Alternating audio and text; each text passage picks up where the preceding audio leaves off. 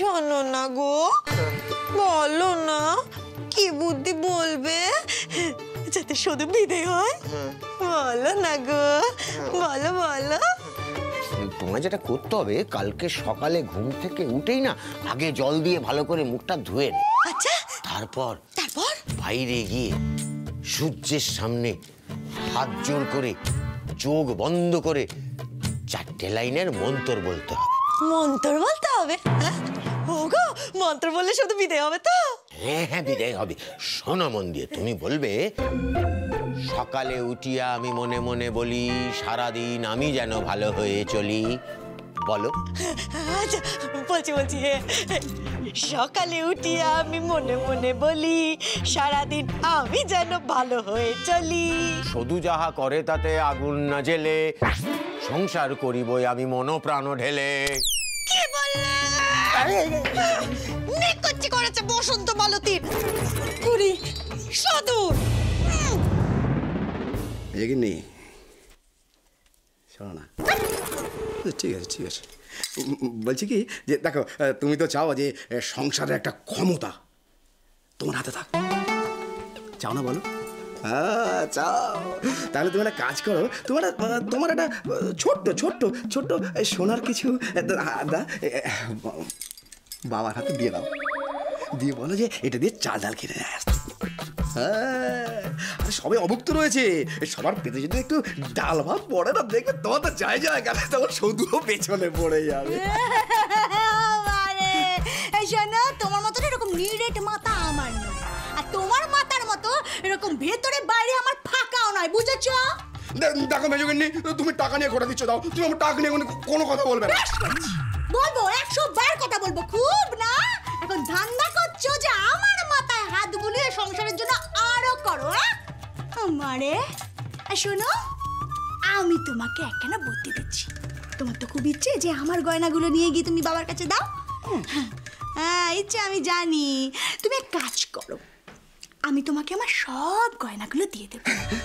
দেবো, তাকে সবটা শুনবে তো। তুমি শুধু বাবাকে গিয়ে বলো তার আগে সৌদুকে যেন বাড়ি থেকে বের করে দেয়, তারপর দেখো কি করে সংসার চালাতে হয়, আমি চালিয়ে নেব। তুমি যদি বাবাকে এই কথাটা বলতে পারো, তাহলে গয়নার কথা আমাকে বলতে আসবে, আর নাহলে যদি বলতে আসছো তাহলে দেখবে। ঠিক আছে ঠিক আছে, থাক থাক থাক, আমার অন্যায় হয়ে গেছে মেজগিন্নি, আমার দরকার নেই। মারে, আমার গয়না দিয়ে নাকি গোটা গুষ্টি গিলবে, কাজ করা দেব। মারে, আসেন বাবু, আসেন, বস বস। আইয়া পড়েন, হকলে আইয়া পড়েন, সবাই হইব, বাবুরা মায়েরা আইয়া। কোন মিস্তি ব্যাপার কানা কি? বাবা হঠাৎ করে সভা ডাকলেন, ও মানে কি করে বুঝবো বলতো? বাবা কেন সভা ডেকেছেন বাবাই জানেন। এই যে দুই বৌমা, তোমাদের বলছি, তোমাদের কৌতূহল এত বেড়ে গেছে যে সংসারের কাজের দিকেই তোমাদের মন থাকে না। চুপ করে শোনো, তাহলে সবার কারণটা জানতে পারবে। দয়া করে কোন্দল গাছের গোড়ায় আর জল দিও না। বাবা আপনি বলুন বলুন। হ্যাঁ, বলছি যে তোমরা তো সকলেই জানো কি কারণে কিভাবে কি হয়েছে, কিন্তু প্রথম দিন থেকেই আমি এর পেছনে সদুর কোনো দোষ দিই না। ও বেচারি এই সংসারের সম্মান রক্ষার জন্য যথাযথ করার চেষ্টা করেছে। এই পরিবারের সকলে যদি একদিনও এক বেলাও শান্তিতে ভাত খেয়ে থাকে, তবে সেটা সদুর জন্যই হয়েছে। অতএব ওই সদুর পেছনে না লেগে, ওর সমালোচনা না করে সবাই মিলে বলো কি করে একজোট হয়ে সংসারের হাল ফেরানো যায়।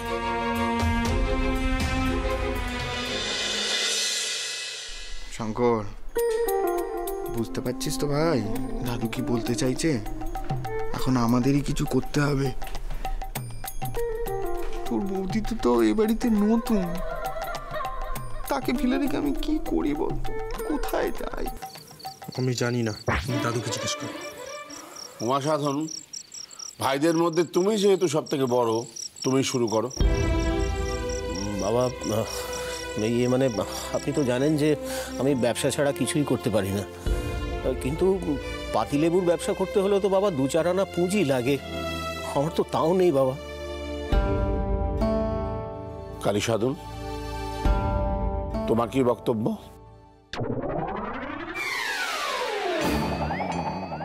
দেখুন বাবা, আমি মানে নতুন চাকরি না পাওয়া পর্যন্ত তো, আর নতুন চাকরি যে কলকাতায় খুঁজতে যাব তার পয়সাও আমার নেই, ভাড়াটাও নেই। তা আমি কি ভরসা দিই বলুন তো বাবা? বাবা বাবা, বড় দুজনের পর তো আমার পালা, তাই আমি নিজে থেকেই উঠে পড়লাম। বলছি কি, আপনি নিশ্চিত থাকুন বাবা, দেশ ও মাতৃকার জন্য আমি শরীরের শেষ রক্তবিন্দু অব্দি বিসর্জন দেবো বাবা। দোহাই বাবা, তোমায় অত কিছু করতে হবে না, তুমি শান্তভাবে বসো বসো। বস বস।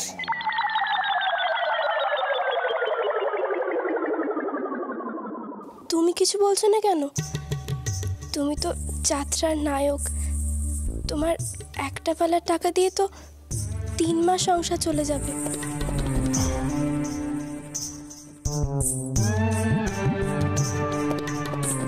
ফুলি, তুমি অঙ্কে বড্ড কাঁচা। আরে 3 মাস নয়, 6 মাস চলে যাবে। কিন্তু কি করি বলো তো, নতুন যাত্রাপালা সবে মহড়া শুরু হয়েছে, মহড়া শেষ হয়ে যাত্রাপালা মঞ্চে উঠতে তো সেই 6 মাসই লেগে যাবে। শুধু তুই তো সকলের জন্য রান্না করিস, সকলের এক বেলার জন্য কত চাল লাগবে রে? তা কম বেশি একবারের জন্য 250 লাগবে। কত দাম? সে আমি জানি না বাপু, দাদু বলতে পারবে। দাদু, দাদু 250 চালের কত দাম হবে গো? কেন রে, তোর কাছে কি টাকা আছে নাকি? আমি এই বাড়িতে থাকতে কেউ না খেয়ে থাকবে না।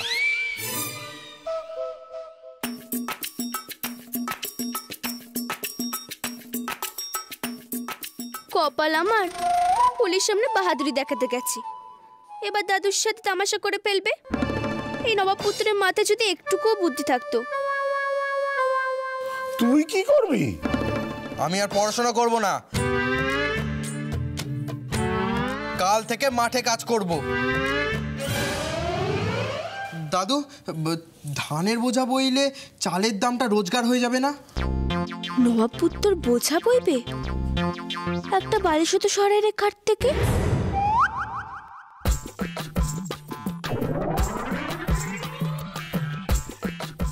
বড়দাদা, কংসা, একটু এসো তো।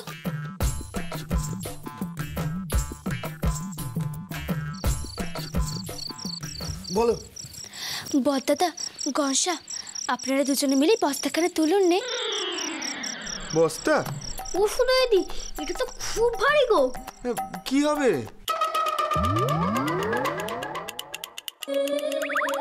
দাদু, ধানের বোঝা বইলে চালের দামটা রোজগার হয়ে যাবে না? ও ওই ভারী তো কি হয়েছে, আমি তুলছি। তুই তো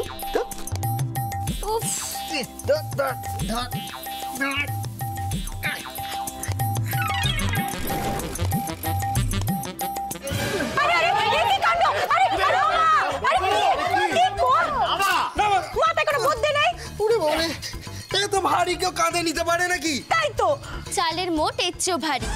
এবার তুমি বুঝলে তো, এই কাজ তোমার নয়, তুমি স্কুল ছাড়বে না বাপু, আমি দেখছি সংসার কি করে চালাবো।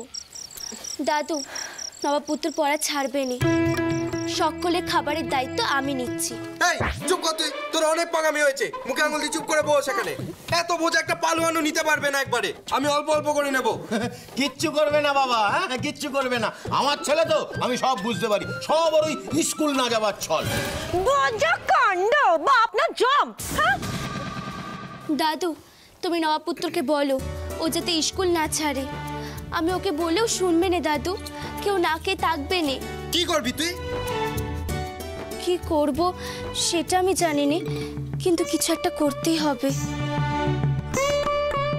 দিদি ভাই, তুই চিন্তা করিস না, আমি তোর উপর বড্ড চাপ বাড়িয়ে দিয়েছি। কাল ভোরে আমি একবার শহরে যাব, দেখি কি করতে পারি।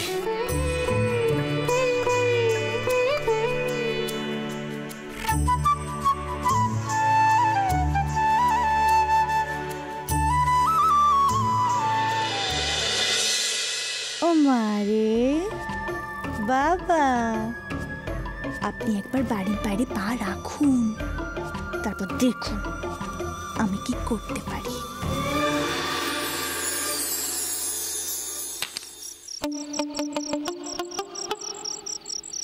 যা, ফক্কা পড়লো।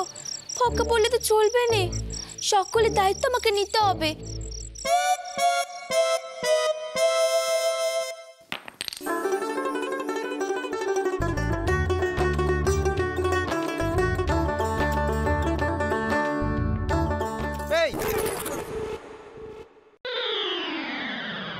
এ কি নবাবপুত্র, তুমি এরকম ভাবে আমাকে টানলে কেন? দেখলে আমার দাগে পা পড়ে গেল। দেখে পা পড়ে গেল। চুপ, তোর কি খিদে পায় না? সবাই তো নিজের মতো খেয়ে নিল, তোর জন্য তো কিছুই রইলো না। এই তুই না খেয়ে আছিস কি করে বলতো? মিষ্টি নিমকি সব তো বিলিয়ে দিলি। আরে এক মুঠো তো লুকিয়ে রেখে দিতে হয় নিজের জন্য, সেটাও তুই জানিস না। তুমি আমার কথা এত ভাবো নবাবপুত্র?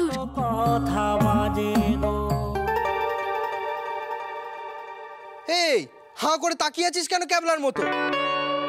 তোর তো কত বুদ্ধি, আর এই তার নমুনা। সবাই খেলে আমার পেট ভরে যায়, আমার খিদে পায়নি। ফের পাকা পাকা কথা, ভূতের খিদে পায় না। এই তুই ভূত না তো? হ্যাঁ আমি ভূত, দেখো একদিন তোমার ঘাড় মটকাবো আমি।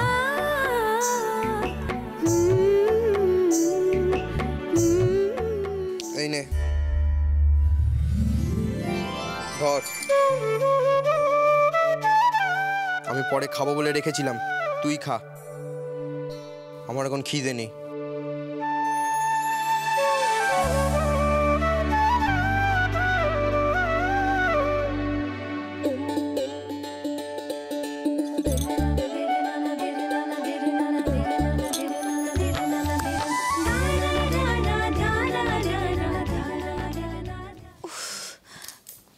আসছে না কেন? ও ছোট শোন, এই শুধু যা শুরু করেছে না, দেখবি ও সব বিক্রি করে দিয়েছে। তখন দেখবি আমরা পথের বিক্রি হয়ে গেছি। ও মারে, তাই বলছি ছোট, আর যা পারিস সব কুচিয়ে নে, বুঝেছি? ঠিক বলেছো মেজদি, তাই করবো। সব কিছু ভালো করে। কোথায় এসে গেছে? বলুন মা জননী, কেমন আছেন? ও মানে ওসব গপ্প গুজব পরে হবে, আগে পাল্লা টাঙাও।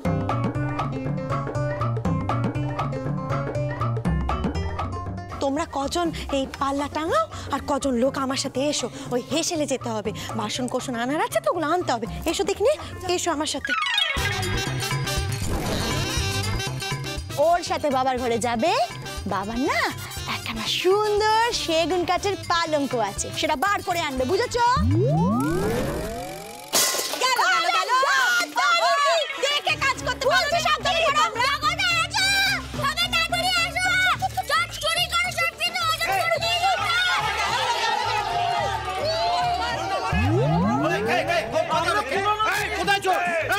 আমরা পুরনো জিনিস কিনতে এসেছি। এই মায়েরাই আমাদের ডেকে এনেছে, এই মায়েরাই।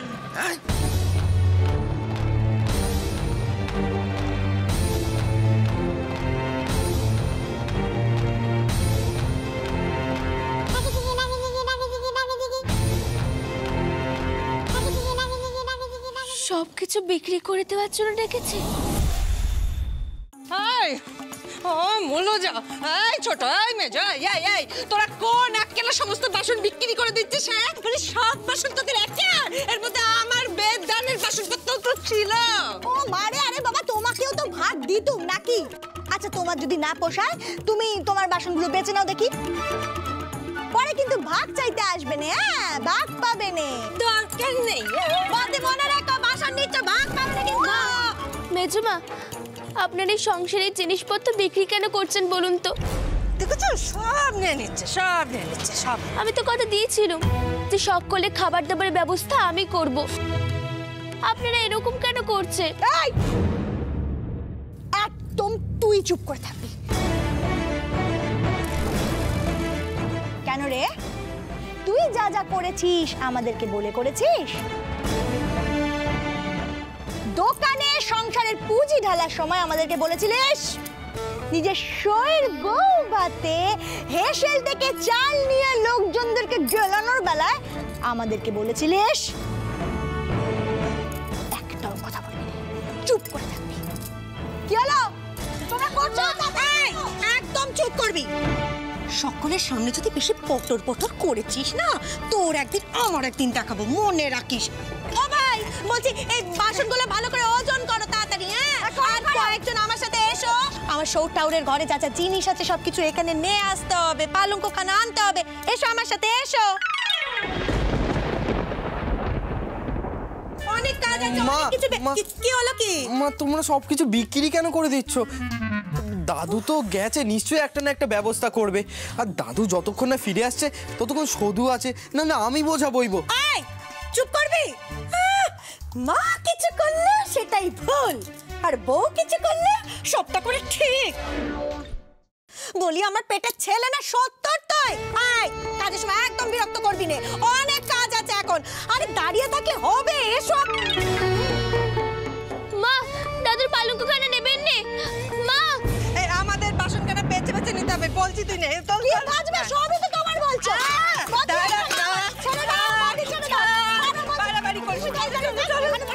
এসো এসো সব আমার সাথে এসো। এসো ভাই এসো, তাড়াতাড়ি এসো। এই দেখো এই হলো ঘর, এখানে যা কিছু রয়েছে সবকিছু তোমাদের তুলতে হবে, কেমন? এই যে এই আরাম কেদারা খাট, ওইদিকে বাক্স প্যাটরা আছে, আর ওই যে ওই বন্দুক, এইখানে গড়গড়া, তারপরে তবলা, এইখানে তলোয়ার।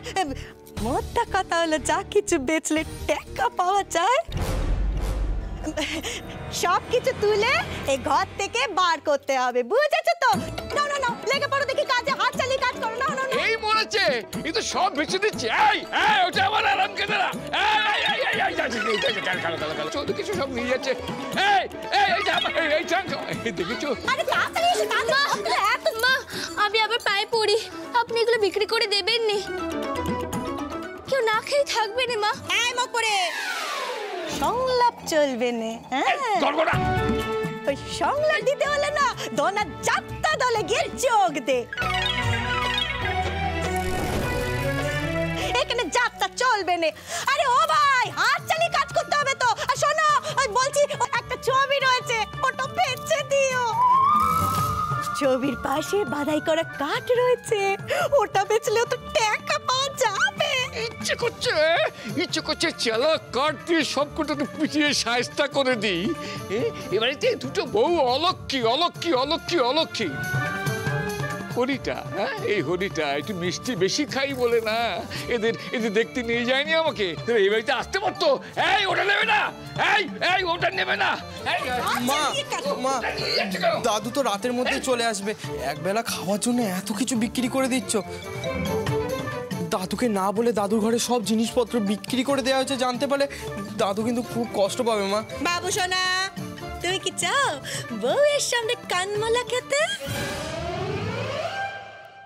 চাও না তো? তাহলে চুপ থাকো। ও ভাই আরে হলো কি? হাত চালিয়ে কাজ করো, সব দিতে হবে তো, তাড়াতাড়ি। বন্দুক নিয়ে চলে গেল। এই দেখো এই দেখো সব নিয়ে চলে যাচ্ছে। এই দেখো দেখো দেখো দেখো দেখো। এই এই ওটা নেবে না, এই নেবে না। গেল গেল আমার সব গেল, আমার বিয়ের খাটটা পর্যন্ত বসে দিবি। মেজমা এরকম করবেন না আপনি। ছোট বৌমা মেজো বৌমা তোমরা কি খেপে গেলে? কি করছো? আরে মেজোগিন্নি, আরে বাবার পালঙ্কটা বিক্রি করে দিলে বাবা কোথায় ঘুমোবেন মেজোগিন্নি? আরে পেটে শৈলে তারপর না পিঠে শৈবে খাচ্ছে না। শোনো বাবা যদি জিজ্ঞেস করেন তাহলে বাবাকে বলবো বাবা খিদে মোটে সহ্য করতে পারিনি তাই খাটখানা বেচে দিয়েছি। বেশ করেছি। দাদা আপনারা দাঁড়িয়ে আছেন কেন? করুন করুন বাপু, আরে হাত চালিয়ে কাজ করুন, কত কাজ রয়েছে। বাবার পালঙ্ক নিয়ে কেন যে আপনাদের এত মাথা ব্যথা হচ্ছে সেটাই তো বুঝতে পারছি না বাবু। আরে বাবা হলো একা মানুষ, এই এত বড় পালঙ্কতে বাবা একা একা শুয়ে কি করবে না? তার জায়গায় একটা ছোটখাটো চৌকি রেখে দেব। বলছি কি যে তোমার বাবার খাটটায় কেন নিচ্ছ বলো তো? আমি তো আজ থেকেই পড়াবো ভাবছিলাম। তেরি তুই চুপ কর না। ছোট আর মেজো তোদের দুজনকেই বলছি, ওরটা বার বেড়েছিস কিন্তু তোরা। দেখেছো মা, মেজো মা, আপনি এগুলো বিক্রি করে দেবেন, আমাকে একটু সময় দিন। আমি বলছি তো, আমি এক্ষুনি আপনাদেরকে খাবার দিচ্ছি। এই সদু, এখন কাজের সময় দেখতে পাচ্ছিস না? খালি পটর পটর করে কানে পোকা খাচ্ছিস। শোন, কাজের সময় যদি বিরক্ত করেছিস না, এই সকলের সামনে না কান একেবারে মুড়ে দেবো বলে